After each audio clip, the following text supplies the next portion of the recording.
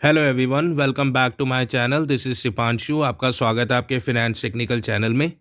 इस वीडियो में मैं आपके साथ जो डिस्कस करने जा रहा हूँ, मैं एक आपके साथ आईपीओ डिस्कस करने जा रहा हूँ जिसका नाम है एटमेस्को लिमिटेड आईपीओ, जो कि आपका 15 फैब 2024 को ओपन हो रहा है सब्सक्रिप्शन के लिए, और 20 फैब 2024 को इसकी क्लोजिंग डेट है। इस वीडियो में बेसिकली हम समझेंगे जो एटमेस्को लिमिटेड आईपीओ जो कंपनी है, वो बेसिकली इसका बिजनेस मॉडल क्या है, इसकी ओपन डेट क्या है, इसकी क्लोजिंग डेट क्या है, एज ऑफ नाउ इसकी डिमांड क्या है, इसका ग्रे मार्केट प्रीमियम क्या चल रहा है। अगर आप इसे लिस्टिंग गेन के लिए अप्लाई करना चाहते हैं तो आपको अप्लाई करना चाहिए या नहीं करना चाहिए, अभी आपको वेट करना चाहिए, या आपको इसके फाइनेंशियल एवरीथिंग मैं आपको इस वीडियो में पूरा डिटेल में आपको रिव्यू मिलेगा। और साथ ही साथ मैं आपको ये भी बताऊंगा कि आपको इस आईपीओ में जब आप अप्लाई करोगे तो उस सिनेरियो में आपको कितनी क्वांटिटी में आप अप्लाई कर सकते हो और आपको कितने कैपिटल की रिक्वायरमेंट रहेगी। बट मेक श्योर अगर आप इस चैनल में फर्स्ट टाइम हो और अभी तक आपने इस चैनल को सब्सक्राइब नहीं करा, तो मेक श्योर इस चैनल को सब्सक्राइब जरूर कर देना, क्योंकि आपको डेली बेसिस पे आपको आईपीओ से रिलेटेड, स्टॉक से रिलेटेड आपको डेली बेसिस पे आपको अपडेट मिलती रहेगी, and that will help you to increase your knowledge. और ऐसे ही आपको जब इन्फॉर्मेशन आपको गैदर करते रहोगे तो आपके चांसेस होंगे कि आप एक टाइम पे एक सक्सेसफुल ट्रेडर एंड साथ ही साथ एक सक्सेसफुल इन्वेस्टर भी बन पाओगे। तो सबसे पहले हम समझते हैं कि जो ये आईपीओ है, ये बेसिकली इसका डिटेल हम समझते हैं। सबसे पहले अगर मैं बात करूं, ये जो एटमेस्को आईपीओ है, इसकी जो आस्क है वो है 56.25 करोड़। ये कि एक छोटा आईपीओ है, ज़्यादा छोटा भी नहीं कह सकते, 56 करोड़ का आईपीओ है। और इसमें अगर जब मैं बात करूं, इसमें जो ये फ्रेश इशू जो है वो 54.8 लाख शेयर्स हैं, जो कि एग्रीगेटिंग टू 52.20 करोड़। और ऑफर फॉर जो सेल है वो है 18.26 लाख शेयर, जो कि 14.06 करोड़ की डिमांड है। तो इसमें फ्रेश इशू शेयर भी है और ऑफर ऑफ सेल भी है, सो दोनों चीज़ें हैं इसमें। और साथ ही साथ अगर मैं इसकी बात करूं तो ये जो आईपीओ है, ये 15 फैब 2024 को ओपन होगा और 20 फैब 2024 को क्लोज हो जाएगा। और इसकी जो लिस्टिंग होगी वो एनएससी में लिस्टिंग होगी। और साथ ही साथ करूं अगर मैं इसके प्राइस की, जो शेयर की, आप 77 पर शेयर के हिसाब से आपको अप्लाई करना होगा, जिसमें आप मिनिमम 1600 क्वांटिटी आप अप्लाई कर सकते हो। और एज अ रिटेल इन्वेस्टर आपको 1,23,200 रुपये के आपके कैपिटल की रिक्वायरमेंट होगी। अगर आप HNI कैटेगरी में हो तो आप 2 लॉट के अप्लाई कर सकते हो, जिसमें आपको 3,200 एंड शेयर मिलेंगे, और जिसकी कैपिटल रिक्वायरमेंट होगी 2,46,000 रुपीज़। अब चलो बात करते हैं सबसे पहले कि आईपीओ के सारे अलॉटमेंट वगैरह की, डेट्स वगैरह की। तो सबसे पहले मैं बात करूं तो ये 15 फैब को ओपन होगा जैसे कि मैंने आपको बताया, और 20 को क्लोज होगा। 21 को आपको अलॉटमेंट की इसकी डिटेल आपको अपडेट हो जाएगी। और अगर आपको अलॉटमेंट नहीं मिलती तो आपको 22 फरवरी को आपको पैसा भी रिफंड हो जाएगा। और अगर आपको अलॉटमेंट मिल जाती है तो 22 तारीख को आपको ये जो शेयर है ये आपके डीमेट अकाउंट में शो करेंगे। और जो इस शेयर की लिस्टिंग है वो है आपकी 23 फैब 2024। और आपको अगर इसमें, अब जैसे आप 20 तारीख को फॉर एग्जांपल आप 19 को करते हो, 20 को करते हो, तो लास्ट 20 फैब 2024, जो कि 5 बजे से पहले पहले आपको यूपीआई मैंडेट करना पड़ेगा, ना अदरवाइज आपकी एप्लीकेशन रिजेक्ट हो जाएगी। साथ ही साथ अगर मैं बात करूं इस आईपीओ की, जो इसका जो फेस वैल्यू है वो 10 रुपये पर शेयर की वैल्यू है। लॉट साइज इसका 1600 शेयर का है। प्राइस ऐसे ही मैंने बताया कि आपको 77 पर शेयर है। टोटल जो इशू साइज है वो 73 लाख के करीब इसके शेयर्स हैं, जो कि एग्रीगेटिंग करते हैं 56.25 करोड़। जो फ्रेश इशू है जैसे कि मैंने आपको बताया वो 42.20 करोड़ का है, और जो ऑफर फॉर सेल है वो 14.06 करोड़ का है। और अगर मैं बात करूं सबसे पहले, एज अगर आप रिटेल कैटेगरी में हो तो आप एक लॉट से अप्लाई कर सकते हो, जिसके लिए आपको 1,23,000 के कैपिटल की ऑलमोस्ट ज़रूरत होगी। और अगर आप मैक्सिमम भी एक ही लॉट कर सकते हो, और HNI कैटेगरी में अगर आप फॉल करते हो तो 2,46,000 कैपिटल की आपको रिक्वायरमेंट होगी। अगर मैं बात करूं इसके जो कंपनी है, ये जो इसके प्रमोटर्स हैं, वो प्रमोटर्स क्या करते हैं, जो इसके प्रमोटर्स हैं बेसिकली इसका नाम है मिस्टर सुब्रमण्यम स्वामी इयर। और जो सेकंड इसके जो प्रमोटर है वो वेंकटरम गणेशन। और जो थर्ड इसके हैं जया सुधा ईयर, और एपेक स्टील टेक्नोलॉजी कंपनी भी इसका प्रमोटर है। एज ऑफ नाउ अगर मैं बात करूं तो जो शेयर होल्डिंग है जो प्रमोटर की वो 97.39 है, जो कि ऑलमोस्ट ये कंपनी ओन करते हैं। और आप पोस्ट को आईपीओ इनकी जो प्रमोटर की जो शेयर होल्डिंग है वो 68.43 पे लैंड करेगी, जो कि इसकी कम हो जाएगी। तो सबसे पहले अब हम देखते हैं कि कंपनी का बिजनेस मॉडल क्या है। देखो, अगर कंपनी के बिजनेस मॉडल की बात करूं तो ये इनकॉर्पोरेट हुई थी 1994 को। और अगर मैं इस बिज़नेस की बात करूं कि ये कंपनी करती क्या है, इस कंपनी का बेसिकली एक टर्न की ईपीसी कॉन्ट्रैक्टर है जो कि प्रोवाइडिंग करती है multi disciplinary services project management solution in the ferrous and non ferrous sector. मतलब कि क्या होता है, जैसे कि आपके कोई प्लांट्स हैं, जैसे कि आपका एनर्जी का प्लांट है, कोई पावर प्लांट है, तो इसमें आपको देखा होगा कि ब्रिजेस बनते हैं जहाँ पे स्टील की टीन्स वगैरह होती हैं। और अगर जैसे कि फॉर एग्जांपल मैं आपको पूरा दिखाता हूँ, इसमें लिखा भी हुआ है जैसे कि ceiling girder, railway girder, column and bracing, bolted structure. आपने देखा होगा कि बड़े बड़े ब्रिज होते हैं जो कि लोहे के ब्रिज होते हैं, इस तरह के इक्विपमेंट। ठीक है, तो इस तरह की चीज़ें हैं। अगर आपको इसके बारे में थोड़ा समझ नहीं आया तो आप गूगल में अगर इसे आप सर्च करोगे ना, तो आपको पूरा इसकी इमेजेस देख के आपको समझ आ जाएगा कि आपको क्या बेसिकली ये करती हैं। और साथ ही साथ जैसे कि मैंने आपको बताया, इनके जो अ, जैसे कि मैंने आपको बताया, ये वाइडली यूज होते हैं in construction of power of energy, steel plant, cement plant, railway bridges, water treatment plant, refinery and fertiliser plant. जो भी इनकी जो प्लांट्स वगैरह बनते हैं उसके लिए जो भी पूरा इंफ्रास्ट्रक्चर चाहिए होता है, ये उसमें उनकी हेल्प करते हैं। और साथ ही साथ अगर मैं इस कंपनी के 3 वर्टिकल्स हैं, जो कि पहला जो वर्टिकल है वो है ईपीसी टर्नकी प्रोजेक्ट, जो कि मैंने आपको बताया, फैब्रिकेशन एंड मैन्युफैक्चरिंग। और ये डिफेंस में भी काम करते हैं, जैसे कि बुलेट प्रूफ जैकेट्स वगैरह, तो ये उस चीज़ के भी प्रोडक्ट में ये डील करते हैं।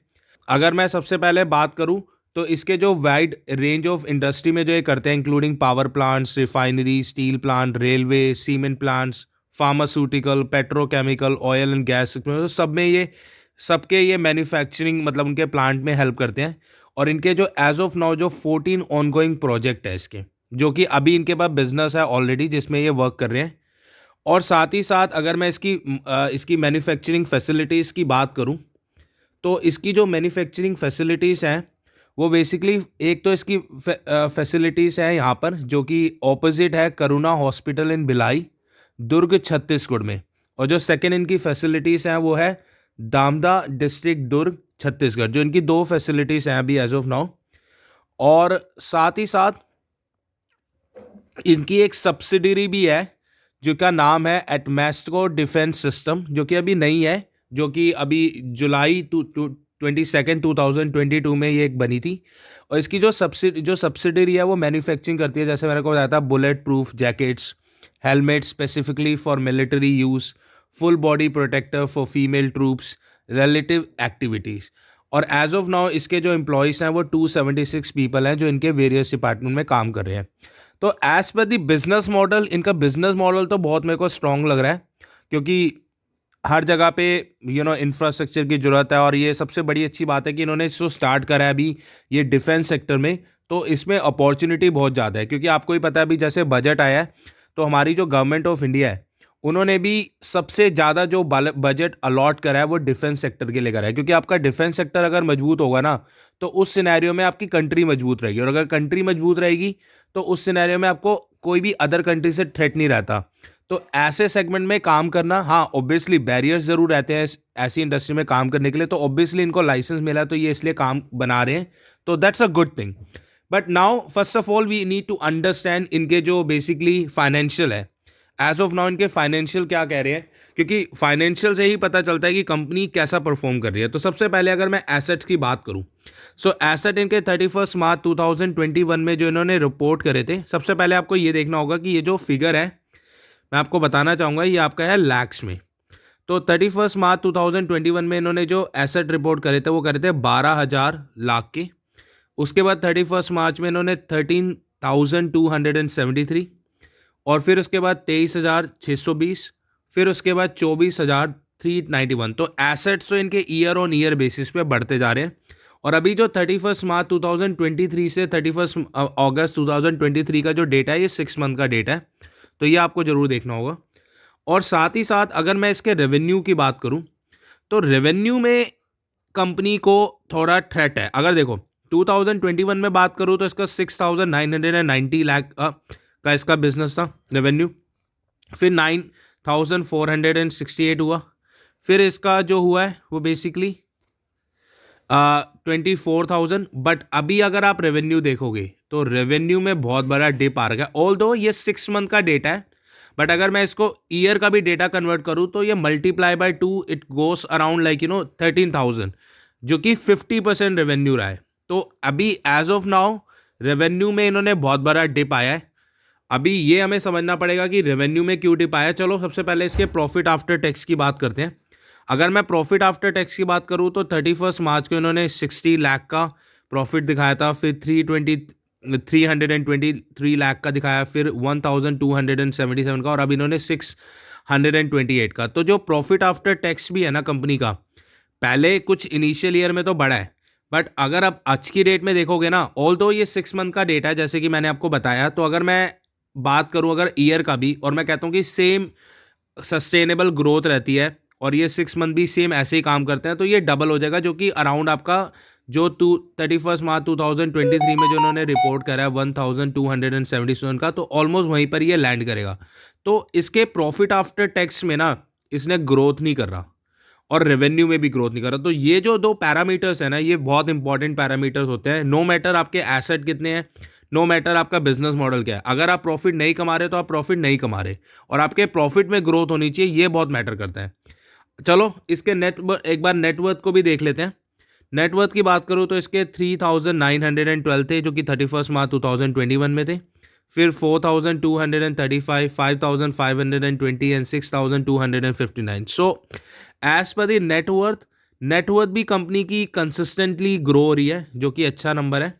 और साथ ही साथ अगर मैं रिजर्व एंड सरप्लस की बात करूं, जो कि 2,431 था 31 मार्च 2021, फिर इसका 2,754 आया, फिर 4,000 आया, फिर 4। अगर आप देखोगे ना यहाँ पे 2022 से 23 में इनका जो रिजर्व एंड सरप्लस था, इसमें एक बहुत बड़ा उछाल आया है। बट अगर आप इसका अभी का रिजर्व एंड सरप्लस देखोगे ना, तो बहुत बड़ा उछाल नहीं आया, जो कि बहुत ज़रूरी है कि आपके रिजर्व एंड सरप्लस, क्योंकि क्या होता है जब कंपनी का बैड टाइम आता है ना, तब कंपनी का रिजर्व एंड सरप्लस ही कंपनी को बचाता है। तो रिजर्व एंड सरप्लस भी, although they are making reserve and surplus, growth तो है, बट जिस तरह से होनी चाहिए वैसे नहीं है। क्योंकि अगर मैं इसके बोरिंग्स की बात करूं तो बोरिंग्स भी इसकी 5,410 की है, फिर 5,155 की है, फिर 7,125 की है, 7। तो बोरिंग भी इनकी ज़्यादा नहीं बढ़ रही, ऑल दो बोरिंग है, बोरिंग एक हमेशा कंसर्न रहा है। बट हमें सबसे पहले ना इसके की परफॉर्मेंस जो इसके इंडिकेटर्स है वो भी देखना पड़ेंगे कि उसमें क्या बोरिंग दिखा रहा है। तो सबसे पहले अगर हम बात करें जो इसके की परफॉर्मेंस पैरामीटर्स हैं, उसमें अगर हम आरओई की बात करें, रिटर्न और अर्निंग्स पे, उस पर इसका 23.15% का दिखा रहा है।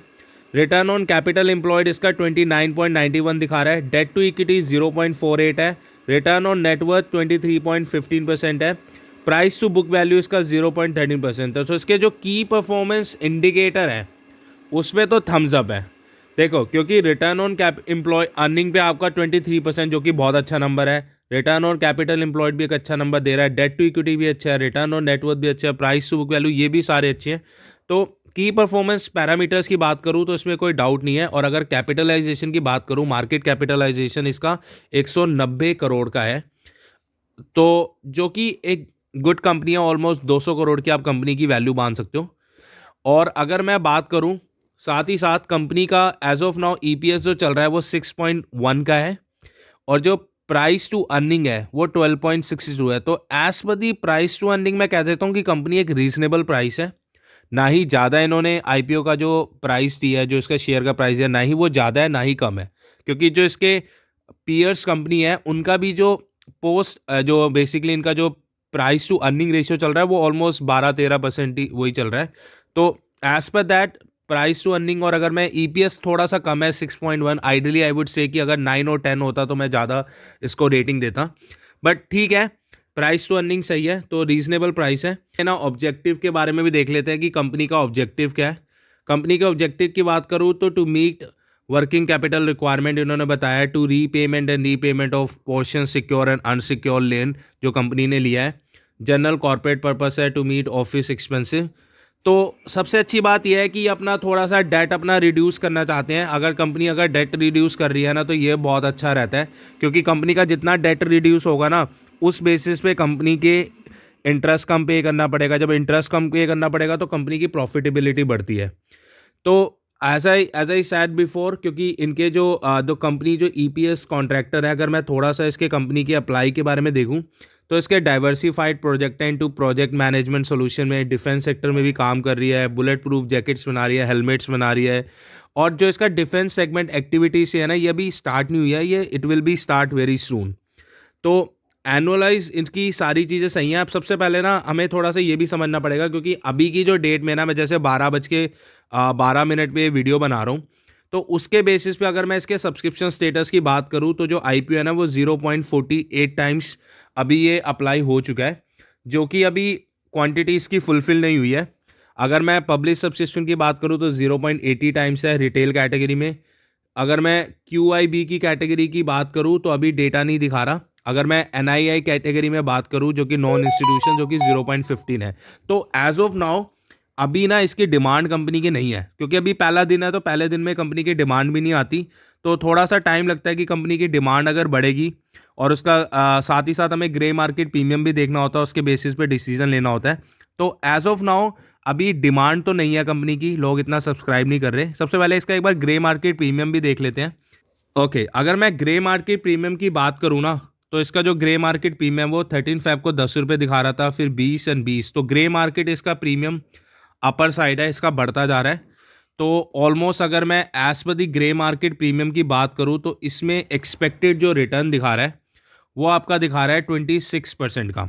देखो, अभी कंपनी का पहला दिन है, मैं आपको यही करूंगा कि अभी मैंने पहले भी एक वीडियो की आपकी वीडियो बनाई थी जो कि थाई कास्टिंग की थी, तो मैंने उसमें भी आपको यही बोला था कि अभी के लिए आप वेट करो, एकदम से अप्लाई मत करना। जो मेरी रिकमेंडेशन है, अगर आप अप्लाई करना चाहते हो तो आप कर सकते हो, ऑल दो फाइनेंशियल वगैरह में थम्स अप है मेरा, बट आई वुड से कि अभी आप थोड़ा वेट करो। जैसे है फ्राइडे को भी अभी कम मार्केट खुलेगी, मंडे को डिसीजन लेना कि आपको इसमें अप्लाई करना चाहिए नहीं करना चाहिए, क्योंकि अगर साथ ही साथ इसका ग्रे मार्केट प्रीमियम बढ़ता है, क्योंकि क्या होता है ना, ये SME IPO है, और इसका ग्रे मार्केट प्रीमियम बढ़े, साथ में साथ कंपनी की डिमांड बढ़े, तो उस बेसिस पे जब अगर अप्लाई करोगे ना तो उसके चांसेस है कि आपको लिस्टिंग गेन तो होगा ही होगा। तो उस बेसिस के लिए अभी के लिए मैं आपको होल्ड करना चाहूँगा।